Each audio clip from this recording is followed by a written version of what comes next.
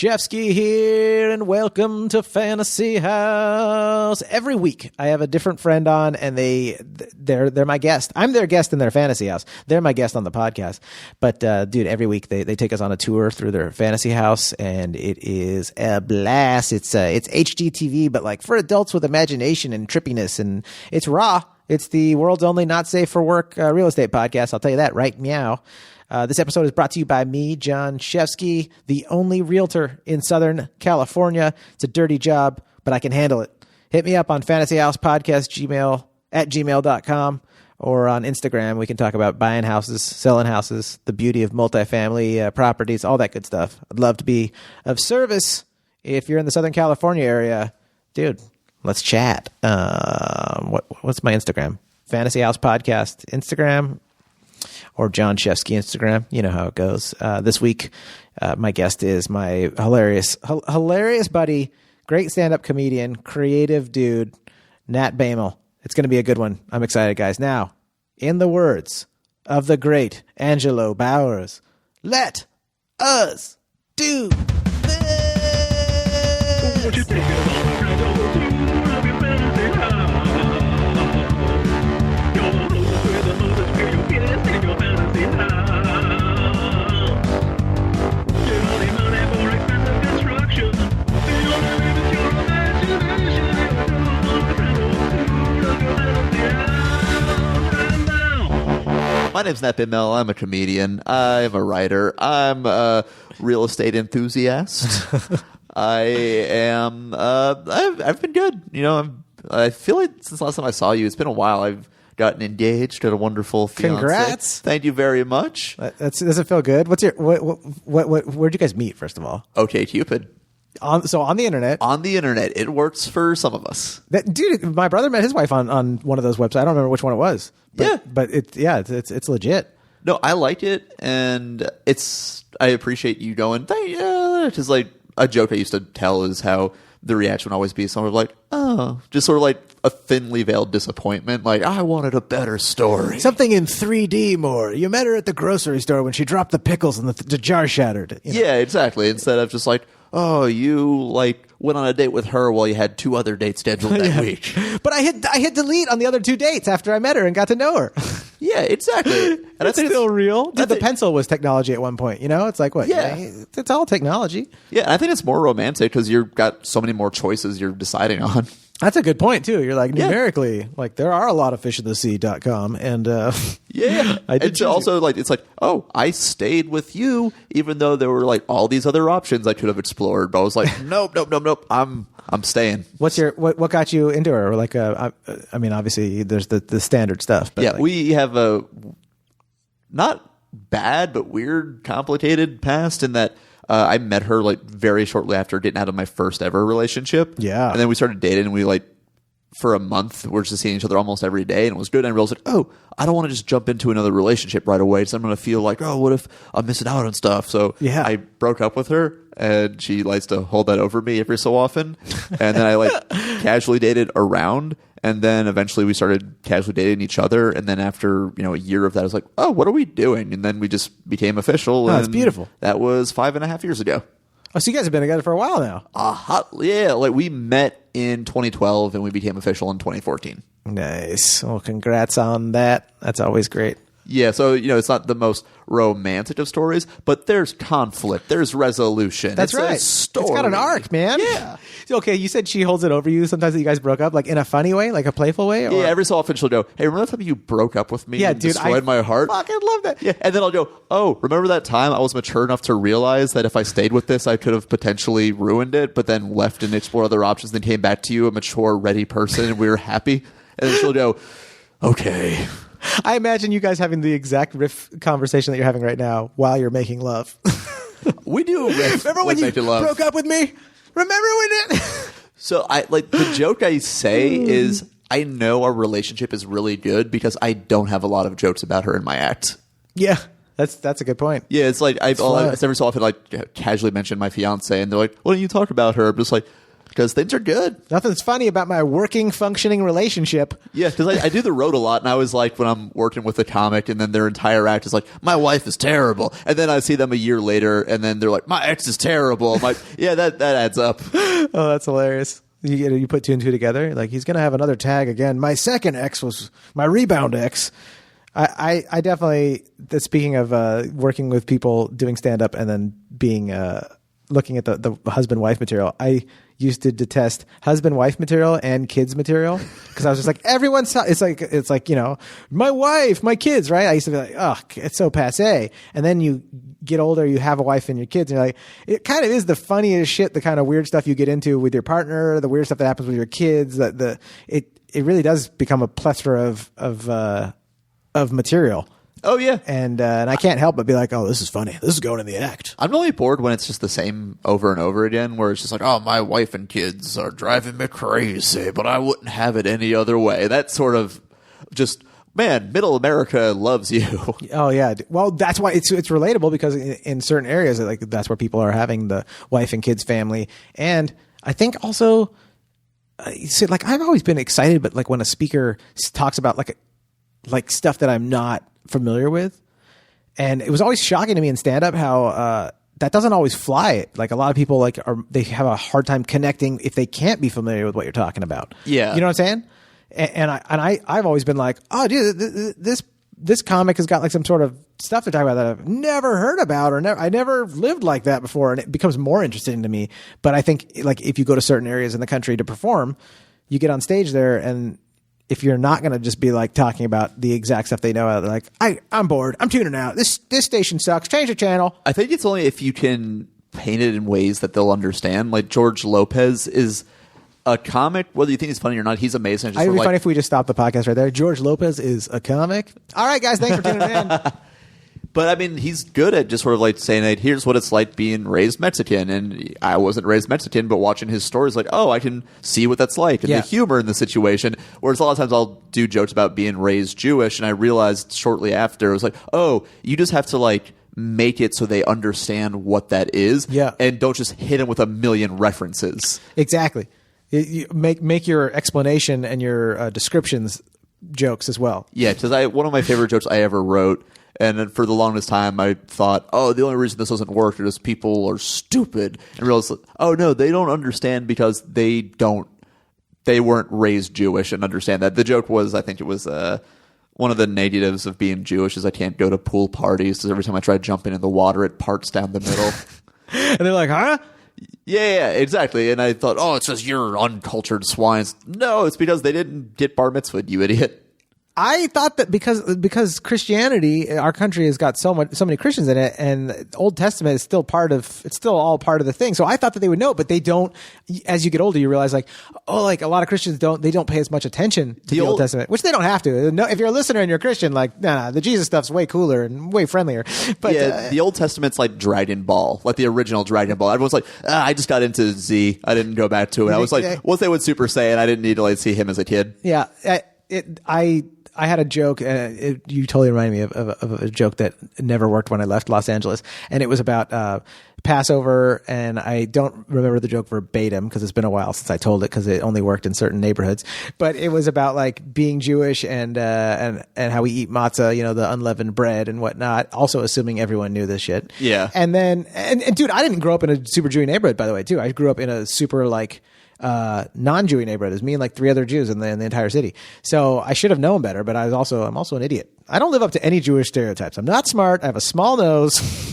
I feel like I live up to a lot of them, but there's some good ones. Yeah, there are some good ones. Dude, there's some good Jewish stereotypes. I've had like friends in the industry say, "Hey, Nat, I'm trying to craft a letter to this like manager. Can you look it over? You're Jewish."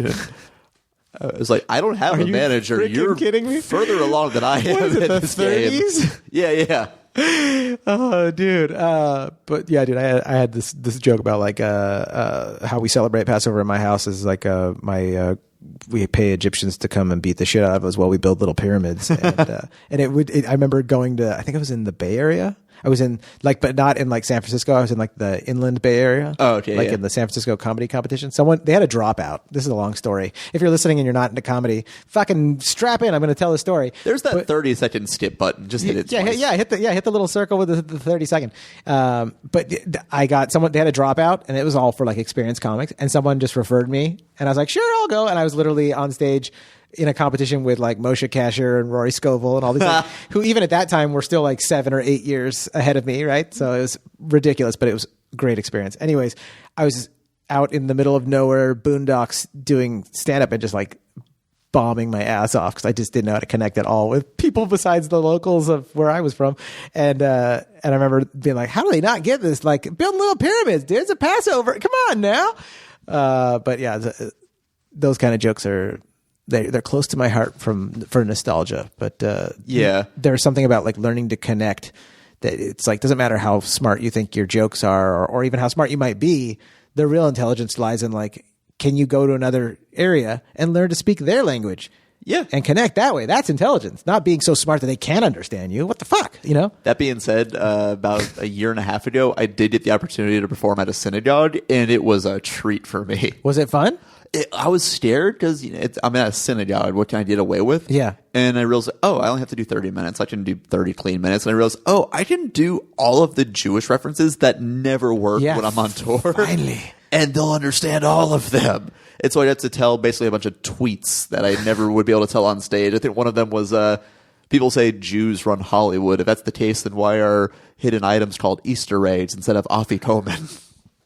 And only applause Jews would break. get that. Applause break, dude. Afikomen. Explain afikomen for our non-Jewish listeners. It's matzah on Passover that you hide and that you have to find. And that's literally it. But who would know that besides someone who has played that? But it's such a good reference because Easter eggs are something that also... And by the way, afikomen, usually the kids at the party are the ones who are going out to find it. Usually there's like a little... like a reward if you find it. I remember my uncle used to be like, whoever gets it gets $1. And they'd have a bunch of the kids would go looking for it. So it was just like... that's a great joke. I love to ask this question. If you... if you imagine like the why of why you do what you do, like why you get up in the morning, why you're a stand-up, why you focus on your goals and continue to strive for it, like a why pie, what percentage would be what? You know, like why do you do what you do for this, for that? Like, ooh, you know what I mean? And I realize now, saying this out loud too, like I'm always learning on like perfecting getting guests prepped for this show. Yeah. That would be a fun thing to send out beforehand, a little why pie diagram. Cause like I have a morning routine, right? And every, like in my routine, like I recite, like I know what my why pie is. I know why I do what I do, like what's important to me. Like, you know what I mean? Yeah. And I love finding out what other people's are. Yeah. I would say that once I got engaged, that definitely did change. Yeah. Because now a lot of what I'm doing, it's still sort of the same goals, but I'm going after it because I want to I want to have a better life for us. Yeah.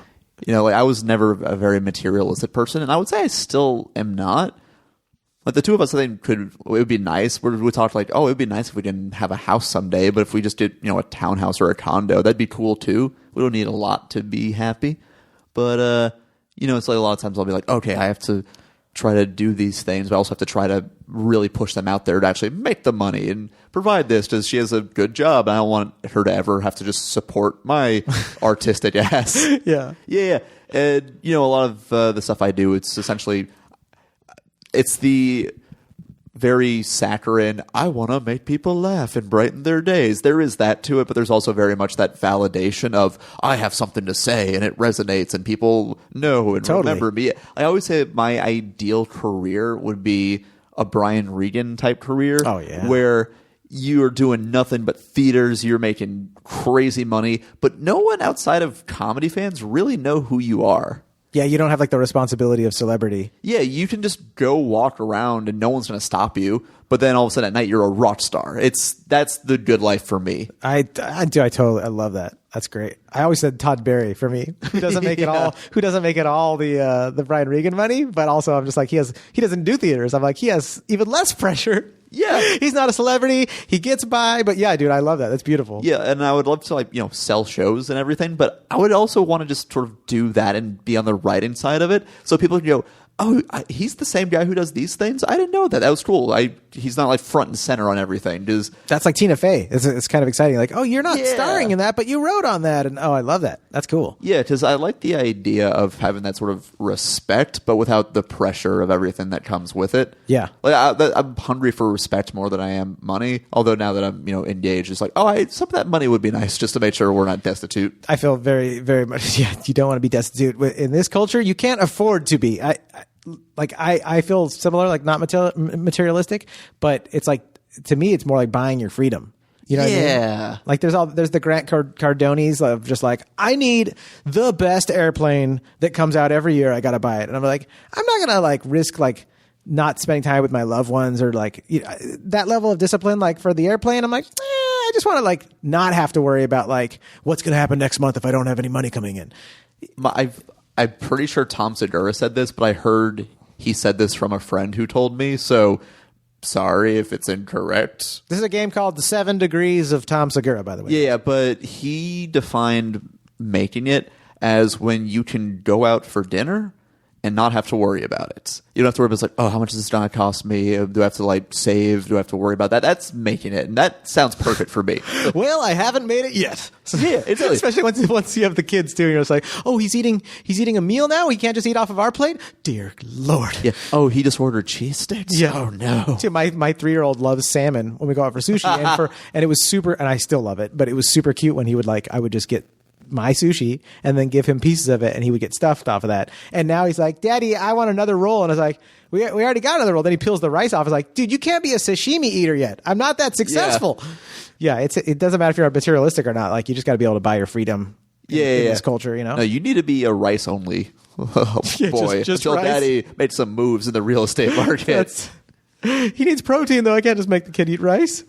Oh, dude. Brown rice has got a little more protein in it. He'll be fine. Does it? The husk? It's got the husk. So that's your Y pie to take care of you and your future wife, and so she doesn't have to have you as her Jefferson from Married with Children trophy husband. Yeah, exactly. But at the same time, also, I want to make things and be recognized for it. Yeah. That sort of human, non-solipsistic, I exist, other people exist, and they notice me very... I mean, I don't want to sound like the Joker. It's like, people are noticing me now. No, I get what you're saying, dude. Yeah.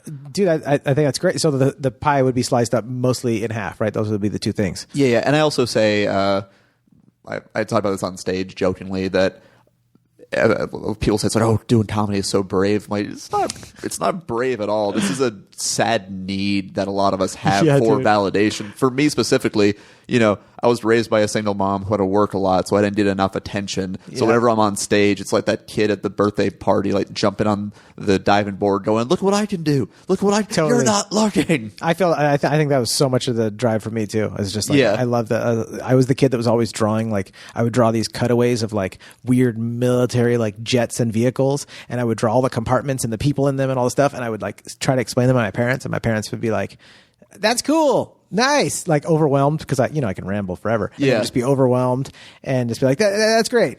And then I was like, that's why I do stand up, because I'm like, you guys have to listen. I have the fucking microphone now and you're in your seats. Yeah. If you start talking, you get kicked out. Yeah. You get kicked out for talking to this conversation, motherfucker. Oh, dude.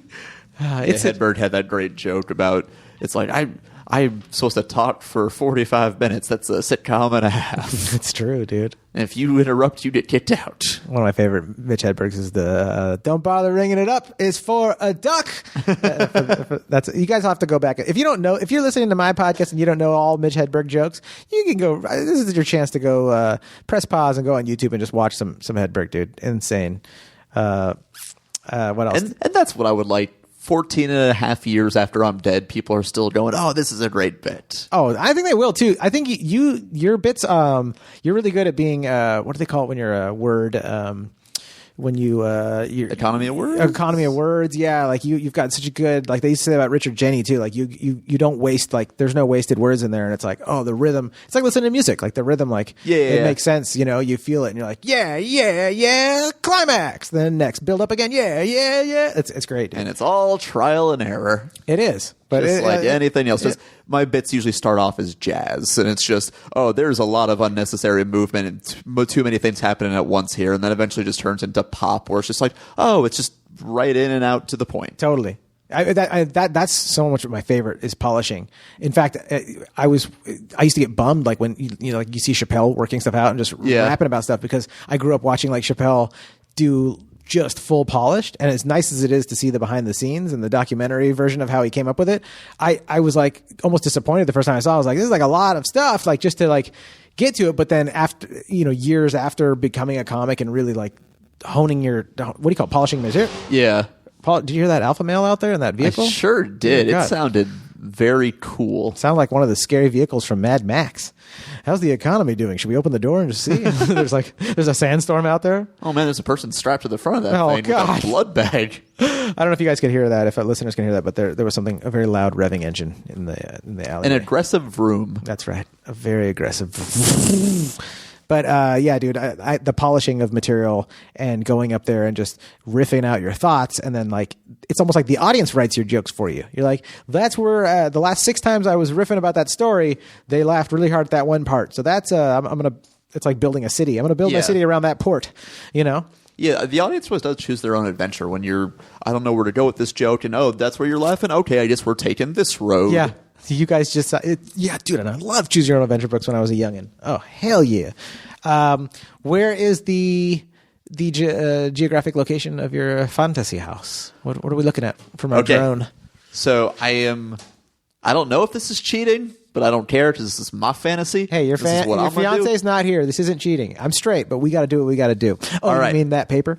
Yes. Okay. So you can tell I put too much thought into this. No, that's great. Oh, dude, I love it. Yes. And I want people. This is an exercise for your imagination. I want you to feel comfortable. All right. So I'm not going to build my own house. I'm going to take over the lease of an already existing fantasy house and refurbish it.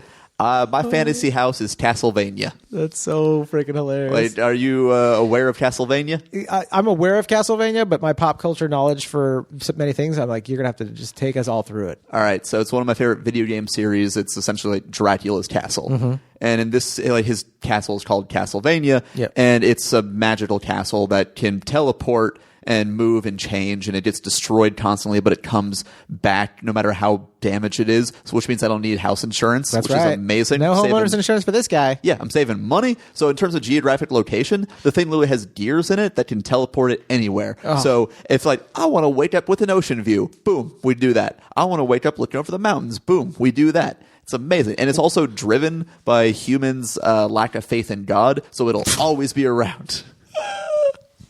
Oh, dude. Where's it at today for this episode? For this episode, I'm going to have it just in Sherman Oaks, where I currently live, because I like the neighborhood. I don't know where it's going to be, because it's a really, really big castle. In Sherman Oaks. Dude, it's hilarious. Okay. All right, so me and the Fantasy House film crew come to the front door. What's the doorbell? I'm imagining it's something on a pipe organ. Well, it was when I first got there, but I'm getting the whole thing. Oh, yeah. Now it's a novelty corgi head that you push it. And it just corgi head? Oh, Katie and I love corgis. I love corgis, too. We love it. We went to Corgi Beach Day about a week ago. I didn't even know they had that. Oh, it's so wonderful. It's just a beach full of corgis just running around. And they do games. They do a musical chairs where it's a bunch of people in their corgis walking in a circle. When the music stops, you have to make your dog sit, and the last dog to sit is out. Oh, it's brutal. It's very cutthroat in the corgi games for some of these corgis. They train their whole lives for that. They're done. Yeah, they also have ringers, too. There was a corgi limbo contest. Crouton won for a second year in a row. Crouton. So do they have a big foam instead of it being a finger? It's like a paw, and it says Crouton on it. Crouton's number one. Oh, it's a big old butt. Big old corgi butt. Their little butts are so freaking adorable, dude. Yeah, so it's a little corgi doorbell, not the face, the butt. You ring the butt. Okay, so I'm poking the butt to get in. That's so funny. Okay. Yeah. I almost want a Fantasy House sticker for the Patreon subscribers of just a corgi's butt as a doorbell. Ding dong. I got to do that. That's a doorbell. I'm writing it down right now. Okay, go. Let's write it in. All right. So you come in. There's a giant foyer. just humongous. Checkered floors, everything.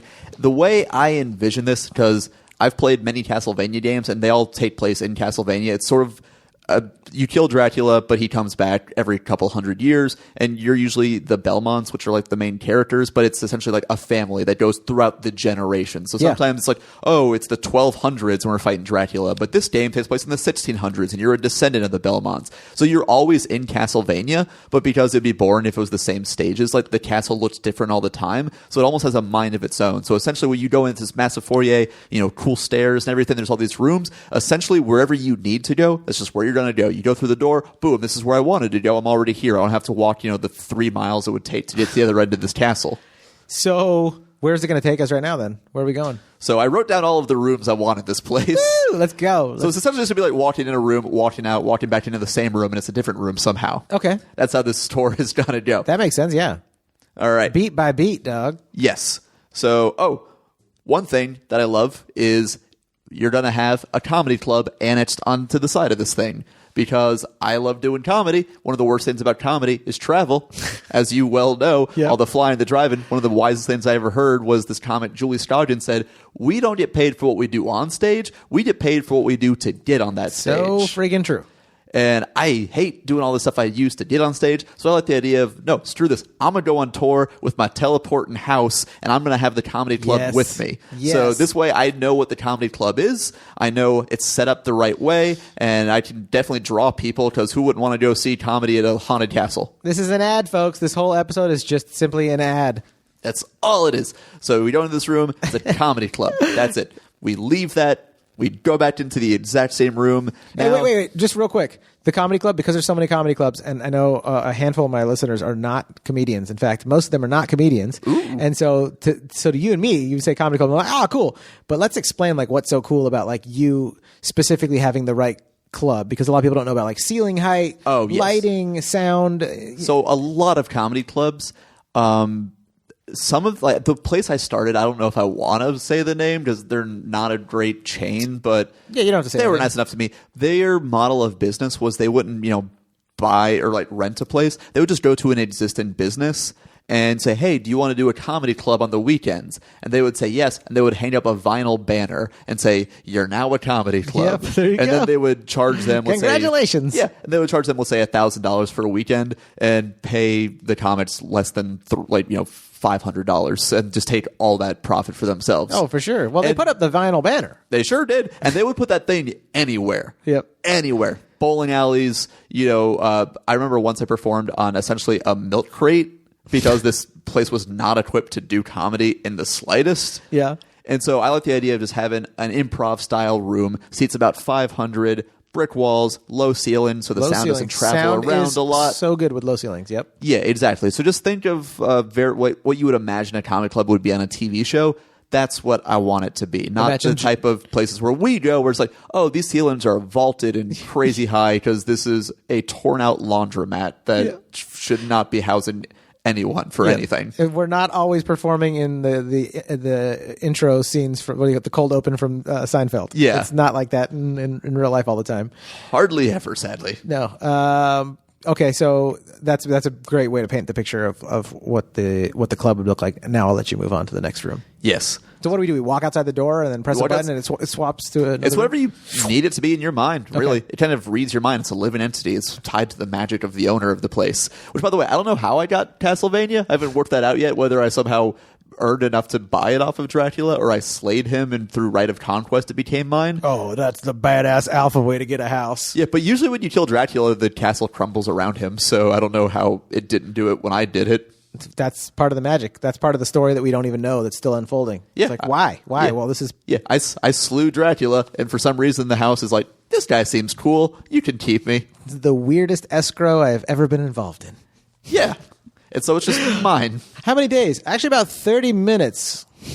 Yeah.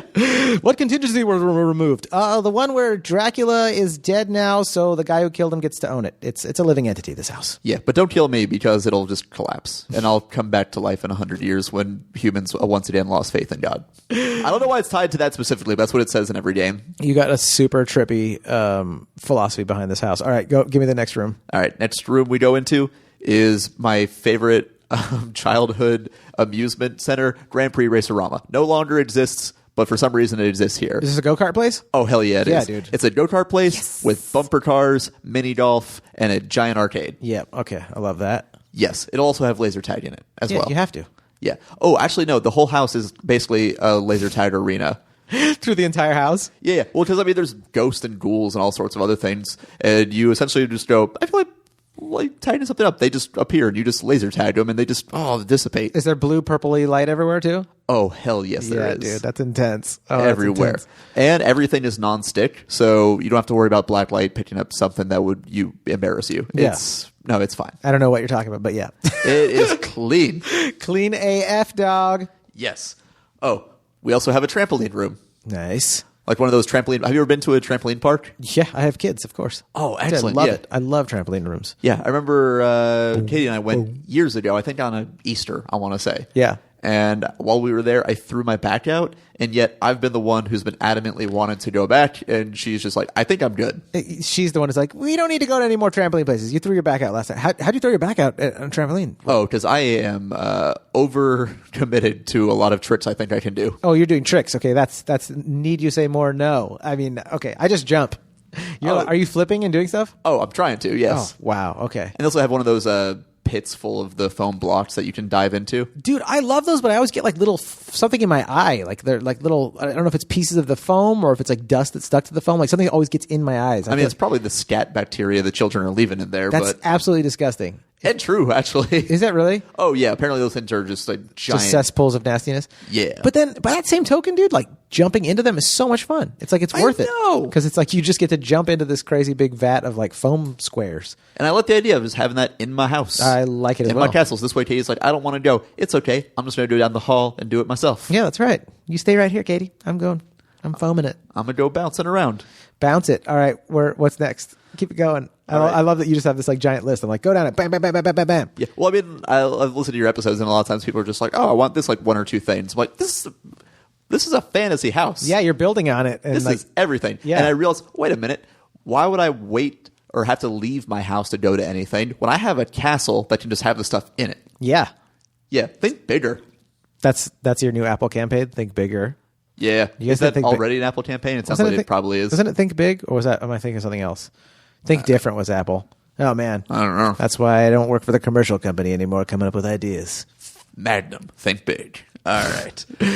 Recorded studio. I don't know why I want one, but I want one. For comedy, or are you going to make a country album? Music. I was in a band before I started comedy. Yeah. And I still have those aspirations. Like, I just want to like make an album of music. Yeah. I like the idea of just like, it's like a little mini guitar center in my house. So I can just like go in and play stuff. If I want to record it, I can record it. And there's people in there who know how to record it. Because other people live in Castlevania. I don't know why they're there. I don't know how they got there, but they're always there. Are they not your employees or anything else? Like when you got the house, you inherited those souls as well? Oh, yeah.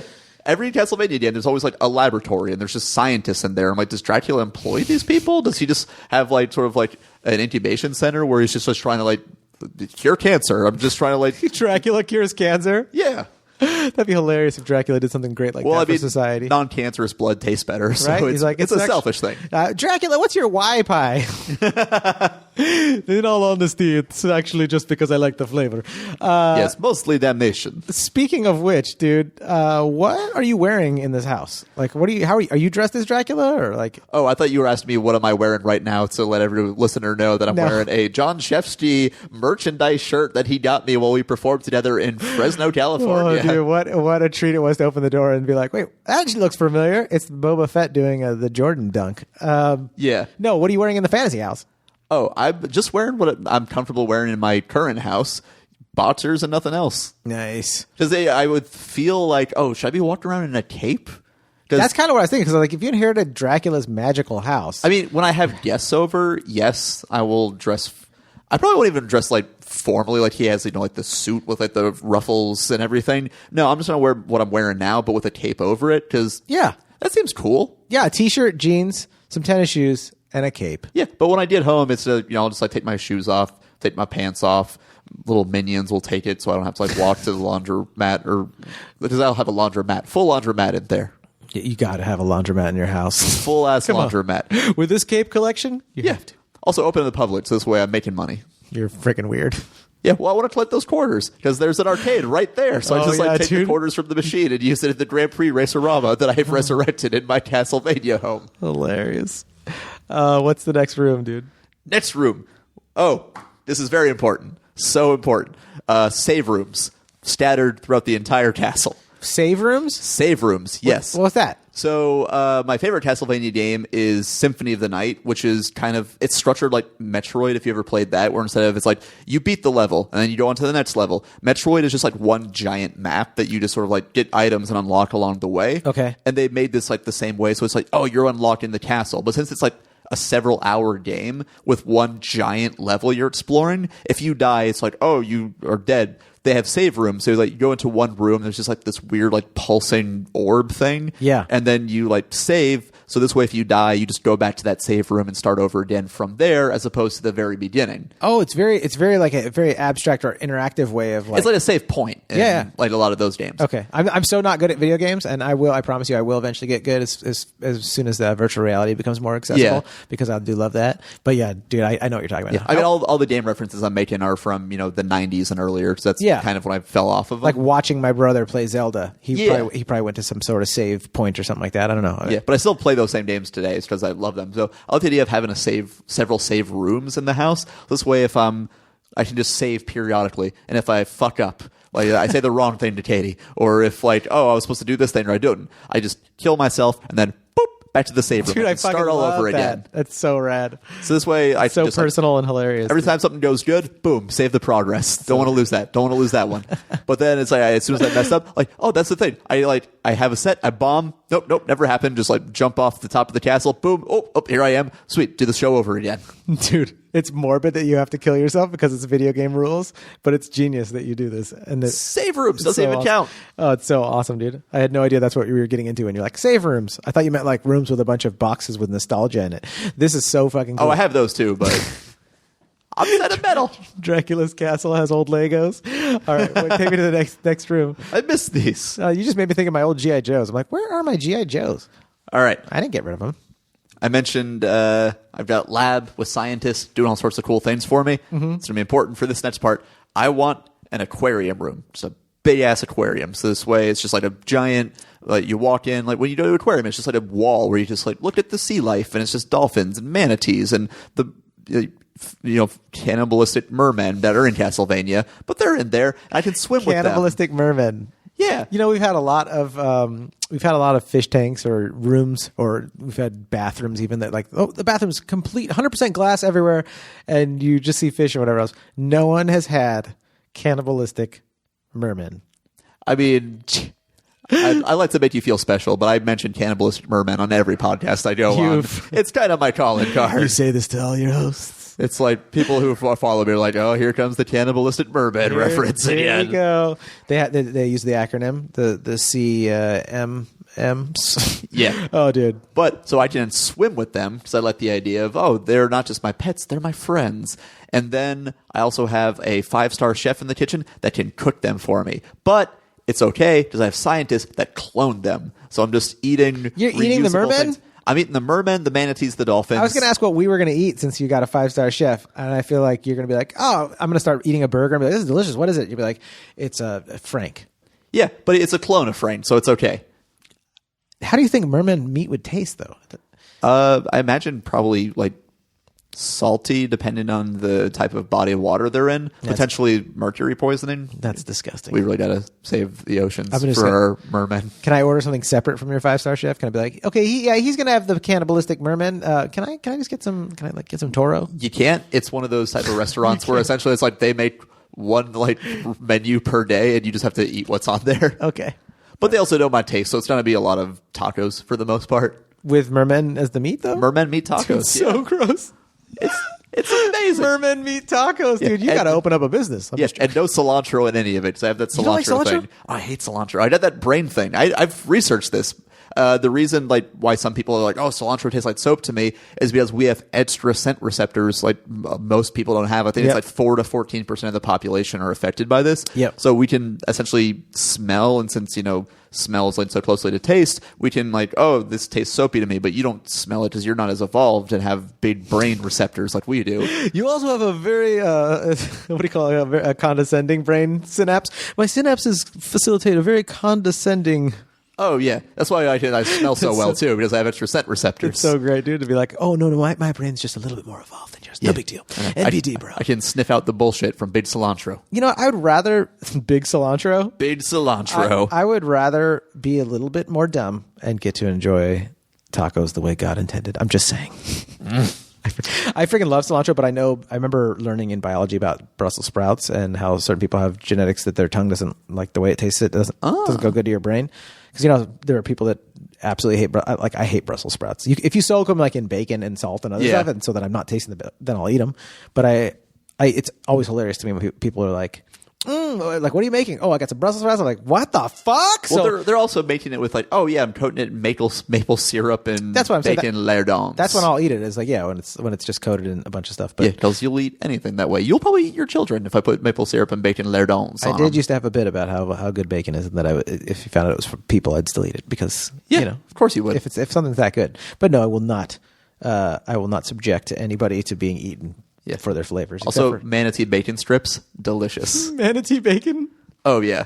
I thought turkey bacon, but manatee bacon. Manatee bacon. I've had this like line almost since I started comedy, but it's like they're sea cows, they're mammals that live in the ocean. Mm-hmm. They're essentially pre-marinated their entire lives. They're just so moist and delicate and delicious. So gross, dude. Delectable. Oh, they're already like they have the sushi seasoning. Like they feel like it's got that nori paper sprinkling all over them. Yeah, they've been soaking in the ocean. Oh, also, out back we got the Great British Bake Off tent. Oh, dude, with Noel Felding.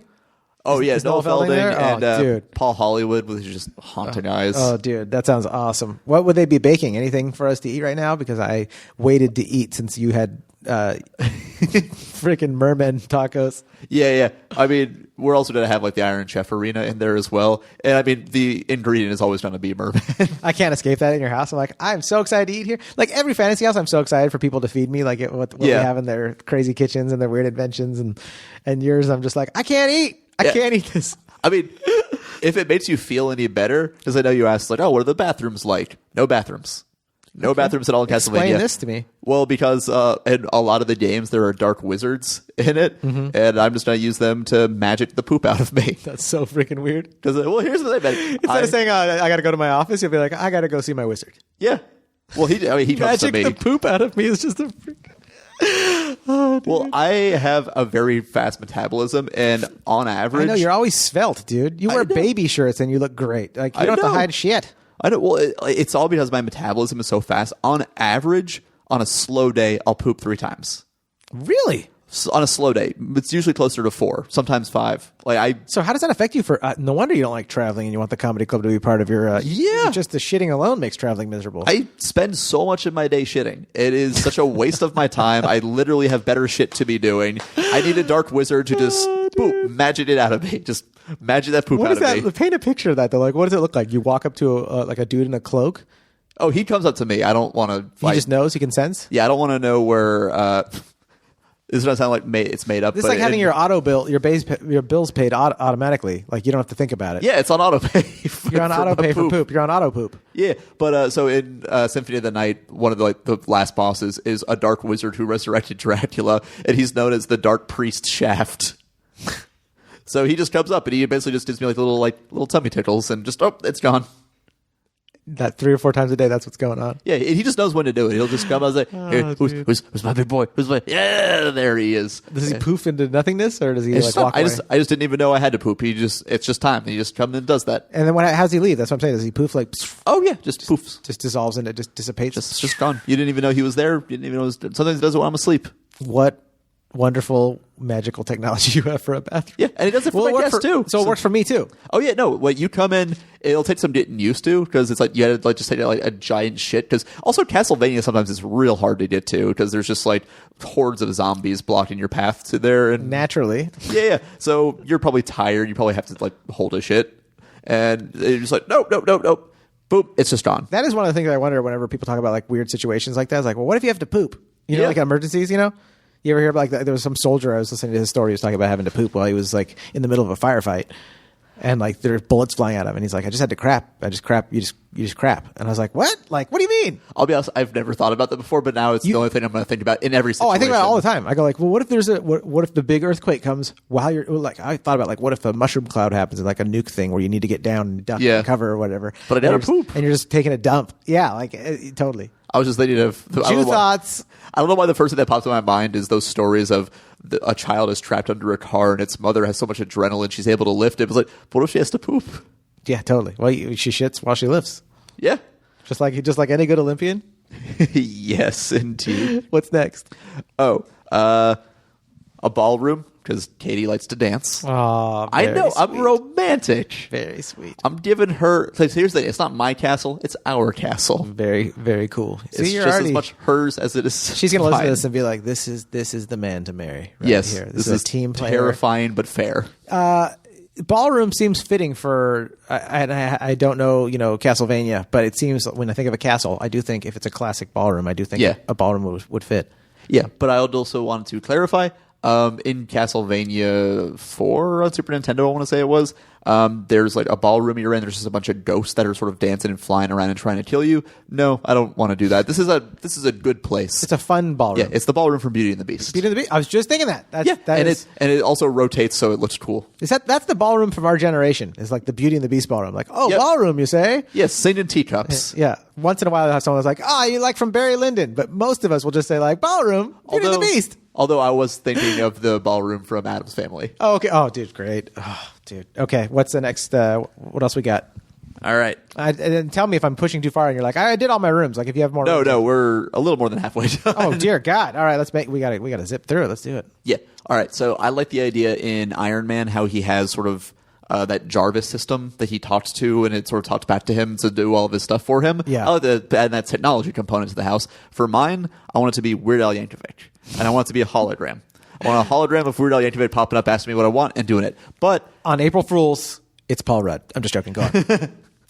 And Paul Rudd dressed as Weird Al. Yeah. And every time I asked him to play something for me, it's just a clip of Mac and Me. Mac and Me? Yeah, it's a gag he does on Conan. Like, two of your guests are losing their minds to that reference right now. That's good. Everyone Yeah, else is just very percentage-wise, confused. it's okay. That's why we do comedy, is to reach out to like a couple people like you got. Yeah, just real niche. Quick little wink niche, for your buddies. Niche. Anyways, but the fun thing with him is he's a hologram of Weird Al, but he doesn't know he's a hologram. For some reason, he just thinks he's got a job helping me out. And every so often, he'll start to realize he's a hologram, and he'll have an existential crisis. Because I always wanted to see someone have an existential crisis of that magnitude, that close up. And I think Weird Al would be a real fun one to see go through it. You're a scientist yourself, dude, to want it to be like, I just want to see someone, I really want to study someone as they're having an existential crisis. Yeah. Like, he's just like, I'm a parody of myself. You're like, yep. Now, play some Mac and Me. I love dogs and I love water parks. I want a dog water park with corgis or just any dog's welcome. It's like like Raging Rapids, but dogs are welcome to jump in on the fun as well. Oh, it's awesome. Okay, so much fun. So there's a dog going down a slide. Yep. I don't know if this is real, but I heard this is real, and I want it for my house too. I heard that Barbra Streisand has an underground mall at her house. I have not even heard that. I believe it though. If Tommy from Motley Crue can have a Starbucks, yeah. Like from what I understand, she has an entire like full on mall, not like a little like strip mall, just like a giant Westfield style mall underground from her house that no one can go in except for her. And I think there were employees and everything. That is so weird. And it's like, okay, you're just in an empty mall, like working the Orange Julius, waiting for Barbra Streisand to maybe show up. That's so freaking weird. Yeah. And I like that idea of just like going down there, and it just feels like that Are You Afraid of the Dark episode with like the wizard and the pinball and everything. I don't know that, but I'll reference Tim and Eric's $1 billion movie in that weird mall. But dude, the idea of you like going down there and employees, like the anxiety they would feel to know like he hasn't come down here for a few weeks, so they start relaxing and they're not really at their post. They're just chilling out and no one's sweeping up, and and then you do come down there and they're like, oh shit, and then they're always scared, like, oh, I kind of have to be on, but. I like when you said that, when you're like, oh, they haven't been down there for a few weeks. The first thing that pops in my mind is them thinking, maybe Streisand has died and we're free now. And then thinking, oh, wait, do I think they just live down there? They're not allowed to leave. Oh, they're like, what if Streisand died and then no one has the code? Like they're locked in it? Oh, my God. Locked in a mall with Barbra Streisand? I can't imagine. I'd be scared if I worked in a mall and Barbra Streisand came in to my store because I'd be like, oh, she's going to be a tough one to help out. You know what I mean? Like I have friends that've worked in the restaurant business in Beverly Hills. Like, you know, when you're just like, this customer's not going to treat me like a decent human being. Especially when it's her mall underground. She might be cool though. Is she, any word on if she's cool or not? I don't know. South Park made fun of her. So I only know about the Streisand effect where, you know, there was like a picture of her house and she tried to get it offline, but because she made such a fuss about it, more people saw it than it got more attention. Yeah. So I'm just trying to Streisand affect the mall, the Streisand mall effect. So okay, go on, keep going. I would like a massive gym complex down there, but to my specifications, because I like working out, but I also want fun things happening in this. So obviously weights, I want the punching bags. I don't really box. I like punching things. I don't know how to punch very well, but I like it. A lot of them. But also I want them all in a row, like in an old Discovery Zone, where you can just like run through it. Oh, now that I think about it, I want a Discovery Zone in my house. I didn't even write that down. This is riffing. Riffing. That's great though. That's your Barbra Streisand piece that you have a Discovery Zone inside your house. Yeah. That's great to keep your mind going. The lighting is great in those places. Mm-hmm. All that birch wood or whatever that wood is, it's like it is inspiring. It's a lot of fun. But you got me excited when you're talking about this gym thing or this with the punching bags and because when I take my kids to like the trampoline place, or my nephew had his birthday at this gym kind of place, and my son used to go to Gymboree. I was like, man, we need more of that. That's not as intense and dangerous as CrossFit. Yeah, but that's just like fun because when I go through those things with my kids, I'm like, I'm having a blast. It's amazing. Ball pits everywhere. It's so much fun, dude. Ball pits everywhere. Yeah. Ball pits for president. Yeah. I also want a wrestling ring. Because I love professional wrestling. I like the idea of like, oh, I can learn how to pro wrestle in my own house. That's I'm going to do that. And I also want a Hell in the Cell that I can have lower from the ceiling every so often when I'm feeling hardcore. When you really want to do it. When you want to show that wrestlers get hurt to do what they do. Yeah, exactly. Also, I want different like arenas where I can sword fight. Because one of my favorite things to do in college was sword fight. Because I was one of those dudes. Like you were in not jousting. Fencing. Is it fencing? You were into fencing or no? A friend of mine just had rapiers and shinais, which are like the wooden swords. We just learned how to like fight each other with them, and we would just do it in our school's quad, and people would try not to make eye contact with us as they walked by, and the weird kids were just sword fighting again. And now you're a comic. Yeah, you're a stand-up comedian that used to sword fight in public. Yeah. Oh, did you actually get good at sword fighting? Is there a way to like? Yeah. No, I in college I won 2 sword fighting tournaments designed mostly for middle schoolers. Against mostly middle schoolers. I'm just joking. But my friend, he coached me. He more or less like taught me strategy. And one of the events was essentially there was like a seesaw type thing where we're on either end of it. Yeah. It's kind of balanced, and you have to like walk over and try to like stab them or knock them off of the thing. Oh yeah. And everyone was like trying to jump and get them off balance. My friend, just sort of like Mickey from Rocky, he's like, no, don't do that. You run straight to the middle because it's going to be more steady there, and then you'll have the high ground. You take them out from there. Oh yeah, dude. And I did. That's great advice. And I whooped their prepubescent asses.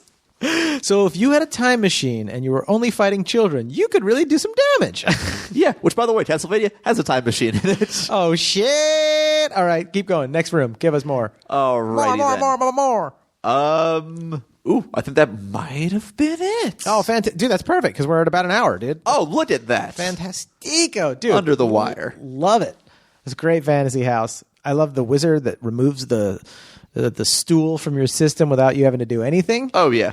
I feel like, dude, corgis everywhere. Everywhere in this, like, centuries-old haunted castle. I know you said it could be whatever dogs you want at the water park, you know? Yeah. But we talked about corgis, and it's like an old song. I got corgis on my mind. This cute little, dude, the doorbell, corgi butt doorbell. Just picture a corgi splooting down a twisty slide.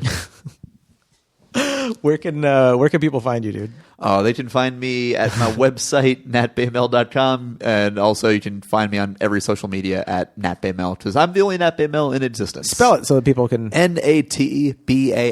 I'm sure on the podcast app, it'll have my name Yeah, there. I'll put it on there. Just put @that with no spaces, and you'll find me. You'll find Nat. Man, I feel like a blessed guest. Hashtag blessed guest in this fantasy house. What a great time. Guys, if this is your first time listening, hit the subscribe button, please, and leave us a 5-star review. And if you've been a long-time listener, dog, are you hitting share? I think you are hitting share. I really appreciate those of you that have been doing that and helping our numbers grow. Keep it up. You are making a difference. Everybody, get out there. Have a great day. Be silly and have fun.